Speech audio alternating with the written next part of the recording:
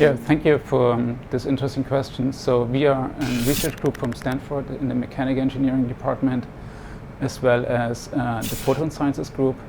And our research is largely interested in fluids in complex environments, and this includes high pressure fluids, specifically with application to sequestration, but also some high pressure propulsion systems.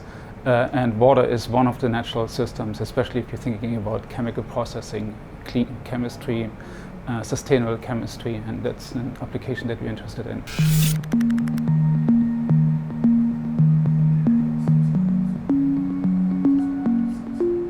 That's a really interesting question. So radiolysis is a really interesting process where we are seeing chemical reactions at very short time scales. And in short time scale means that chemical reactions unfold typically on a few femtoseconds all the way to a couple of picoseconds. That's a well-studied process, especially radiolysis. What we have been observing just through some recent experiments is that there is also some structural deformations, and this happens on very short time scales. So what we really have is now in short time scale, but also in very short length scale. And MID is a particularly interesting experimental facility where we can probe both this very short time scales and this very short length scales.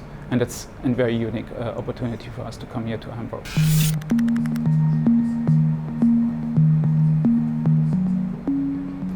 Water in general is certainly a very fundamental problem. Radiolysis is perhaps a less secondary or less interesting or well-studied problem, but if you're thinking for a couple of applications, one of them is deep space missions. So if you ever want to go to Mars, one application is that you're exposed to very strong radiations, and it turns out that water in your body starts to oxidize, to chemical react. So long deep space missions is very interesting applications to examine radiolysis.